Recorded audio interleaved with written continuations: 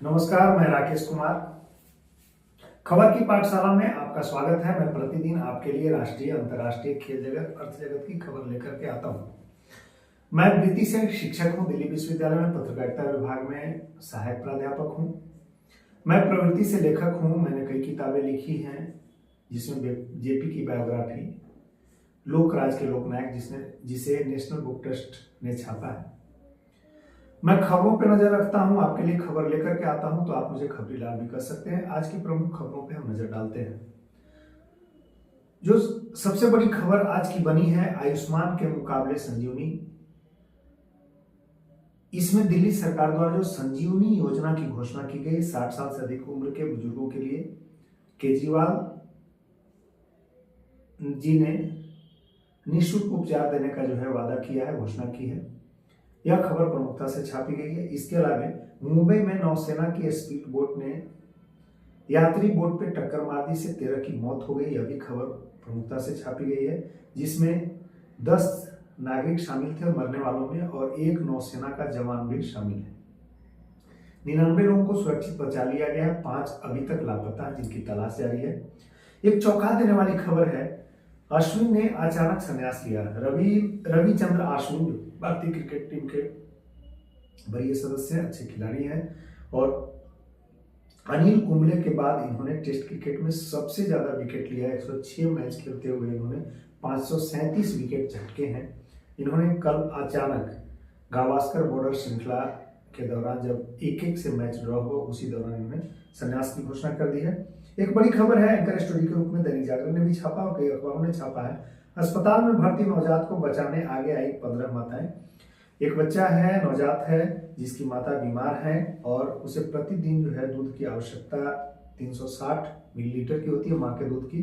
लेकिन उसके माता के बीमार होने की वजह से उसे 10 से 15 मिलीलीटर ही दूध मिल रहा था। तो यह खबर प्रकाशित होने के बाद से कलकत्ता के अस्पताल में, जिस अस्पताल में उस नवजात जच्चा और बच्चा भर्ती हैं, वहां पर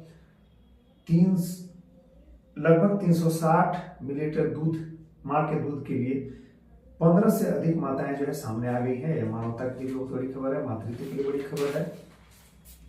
सियासी जंग जो राष्ट्रीय खबर के रूप में सबसे प्रमुखता से छपी है, बाबा साहब आम्बेडकर पर सियासी संग्राम छिड़ गया है। हम इस खबर को विस्तृत रूप से जानेंगे कि आखिर पक्ष और प्रतिपक्ष में बाबा साहब के नाम पर किस मुद्दे पर सियासी संग्राम शुरू हो गया है, और कैसे इसे कांग्रेस अपने पक्ष में, या कांग्रेस के नेतृत्व में विपक्षी पार्टियां अपने सियासी उपयोग के लिए जो है आगे बढ़ रही हैं, या आंदोलन या हंगामा कर रही हैं, और कैसे भाजपा में प्रधानमंत्री से तमाम नेता जो है गृह मंत्री का बचाव करते दिख रहे हैं। हम इसकी भी बात करेंगे। दुनिया के लिए एक सबसे बड़ी राहत देने वाली खबर है कि रूस ने कैंसर की वैक्सीन बना ली है, और अगले साल यानी 2025 में इसे लॉन्च किया जाएगा, इसे जो है उपयोग में लाया जाएगा। इससे बहुत बड़ी राहत मिलेगी, क्योंकि कैंसर पीड़ितों की संख्या जो है लगातार बढ़ती जा रही है। जो दिल्ली वालों के लिए सबसे दुखदायी खबर है, या सबसे प्रमुख खबर के रूप में है, कि खतरनाक श्रेणी के करीब पहुंची हवा तो फिर आंकड़े का खेल में फंसा। एयर क्वालिटी इंडेक्स, इसकी खबर है। अभी दिल्ली में जो है वायु प्रदूषण अपने चरम पे है, फिर से जो है वह अपने चरम पे आ गया है। हाशिए के समाज के लिए एक बड़ी खबर है कि एसिड पीड़िता जो है, उनके लिए हाईकोर्ट ने फंड की शुरुआत की है। हम इस पे भी नजर रखेंगे, इस पे विस्तृत रूप से इसकी चर्चा करेंगे। पेड़ों की छटाई पर एसओपी के तहत जो है हाईकोर्ट ने रोक लगा दिया है, कि अभी जो है वन विभाग तय करेगा कि इस गिरते एयर क्वालिटी इंडेक्स में किस हिसाब किताब से जो है आगे बढ़ना है। दूसरा जो है, जो संजीवनी योजना शुरू की गई है, उस संजीवनी योजना में, और आयुष्मान भारत जो भाजपा के द्वारा, प्रधानमंत्री के द्वारा जो घोषणा की गई थी दिल्ली के लिए, तो उसमें एक सियासी जंग छिड़ गया। उसमें हम कांग्रेस, भाजपा और आम आदमी पार्टी के पक्षों को भी देखेंगे, और उस पर विस्तृत चर्चा करेंगे।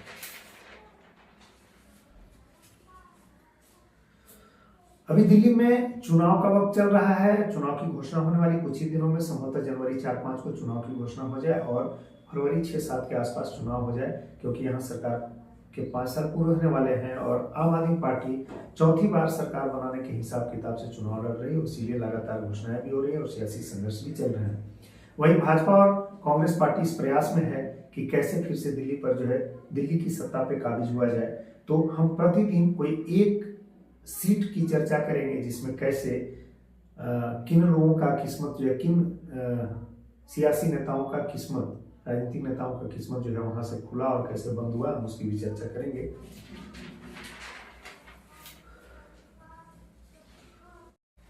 एक देश एक चुनाव पर, वन नेशन वन इलेक्शन पर जो लोकसभा में बिल पारित हुआ, यह मुद्दा अब जेपीसी को, ज्वाइंट पार्लियामेंट्री कमेटी को भेज दिया गया है और इस जेपीसी में प्रियंका गांधी और अनुराग ठाकुर को शामिल किया गया है।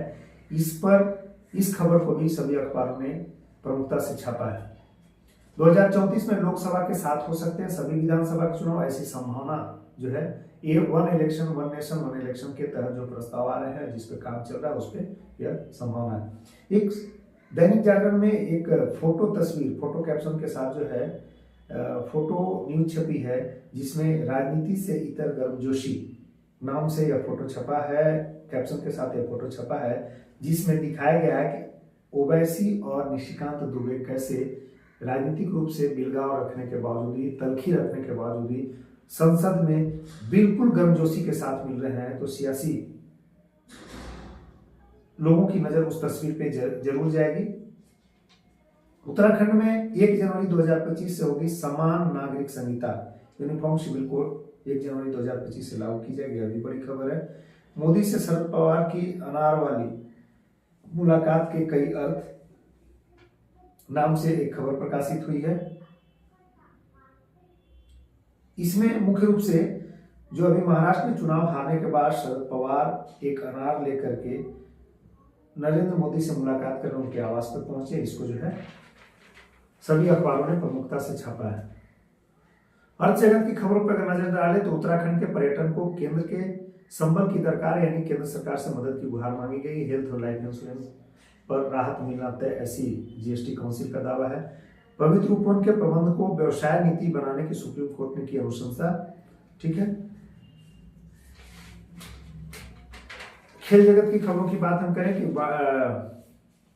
अश्विन के संन्यास पर हरभजन सिंह ने बयान दिया है और ऑस्ट्रेलिया में अभी बॉर्डर गावस्कर ट्रॉफी चल रहा है, मामला भी बराबर पे एक ड्रॉ हुआ है और इसी में अश्विन ने जो है संन्यास की भी घोषणा कर दी है। अश्विन के बारे में आप जानते होंगे कि वे अनिल कुंबले के बाद सबसे ज्यादा टेस्ट क्रिकेट में विकेट लेने वाले खिलाड़ी हैं, इस पर भी हम थोड़ी चर्चा करेंगे। तो ये थी देश दुनिया की प्रमुख खबरें। अब हम एक खबर पर जो आज विशेष रूप से चर्चा करेंगे, खबर की पाठशाला में जो अगली कड़ी है उसमें किसी एक खबर पर हम प्रतिदिन विस्तृत चर्चा करते हैं और उसी विस्तृत चर्चा में आज हमने चुना है दिल्ली सरकार द्वारा जो संजीवनी योजना की घोषणा की गई है, उस संजीवनी योजना की तुलना हम आयुष्मान भारत योजना से करेंगे और कैसे एक दूसरे पर यह भारी पड़ रहा है, सियासी जंग में भी और स्वास्थ्य के क्षेत्र में भी। आपको पता होना चाहिए कि आयुष्मान भारत योजना भारत के माननीय प्रधानमंत्री द्वारा इसी साल धनतेरस के दिन लागू की गई थी। अगर इसके हम प्रमुख पक्षों की बात करें तो यह 70 वर्ष से अधिक उम्र के व्यक्तियों को एक सीमा तक मुफ्त इलाज देगी। वह सीमा क्या होगी? वह जो है सारे जो बुजुर्ग लोग हैं उनको 5 लाख रुपए तक का इलाज जो है मुफ्त में मिलेगा, इसकी सुविधा होगी, चाहे वह प्राइवेट हॉस्पिटल में कराएं या सरकारी अस्पताल में कराएं। अब हम आते हैं संजीवनी योजना पर। जो संजीवनी योजना दिल्ली में केजरीवाल के नेतृत्व वाली और जिसकी सीएम आतिशी हैं आम आदमी पार्टी की, उनके नेतृत्व वाली सरकार ने कल संजीवनी योजना की घोषणा की है। इसकी खास बात यह है कि 60 साल से अधिक उम्र के दिल्ली के सभी बुजुर्गों को निःशुल्क उपचार मिलेगा।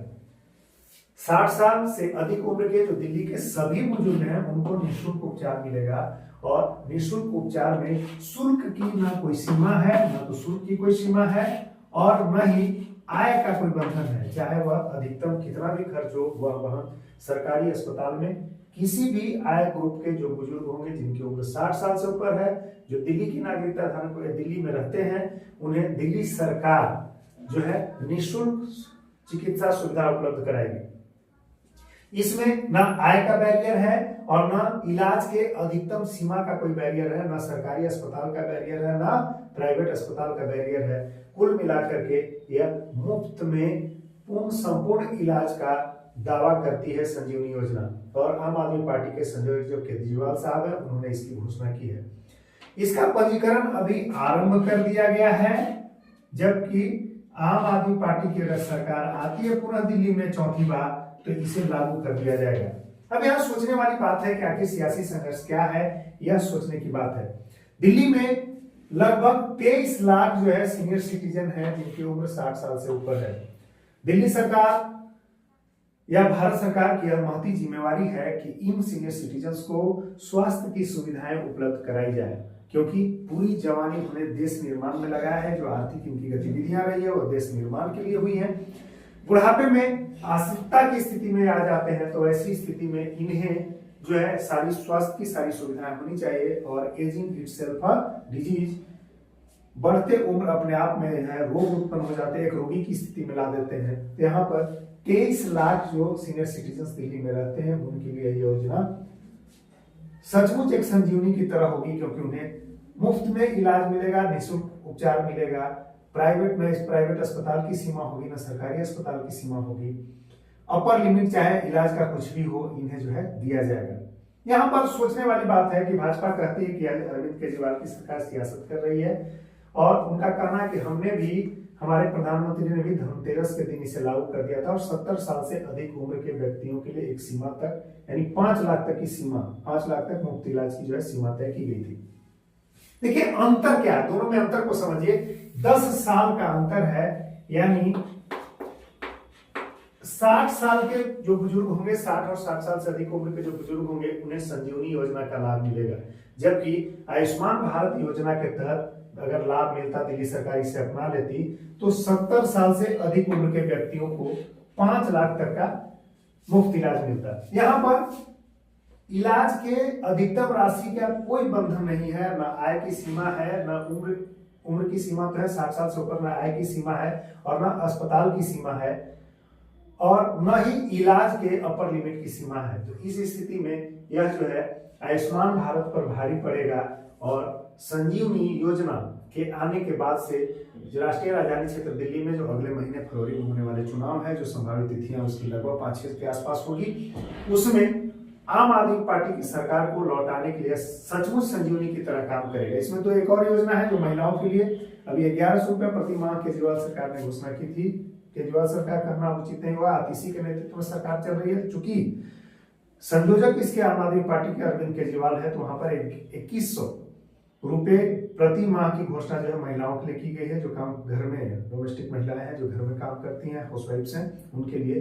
तो यह और संजीवनी योजना दोनों को मिला करके दिल्ली में अब आम आदमी के वापसी की स्थिति संभावना जो है बढ़ाने वाली है। हलचल सा मचा दिया है सियासी जंग में। जो सबसे बड़ी बात है कि 1 लाख से ज्यादा दिल्ली में बुजुर्ग हैं, वो अब तक तीर्थ योजना का लाभ उठा चुके हैं। यह भी दिल्ली सरकार द्वारा बिल्कुल निःशुल्क में उपलब्ध कराई जा रही है। और भारत के किसी भी तीर्थ स्थल पर जो है आने जाने की निःशुल्क सुविधा के साथ आवासन और रहने की भी सुविधा उपलब्ध कराई गई है। तो इस तरह से संजीवनी योजना और आयुष्मान योजना के अंतर को हमने समझा, और जो होने वाली सियासत है इसको भी हम समझेंगे।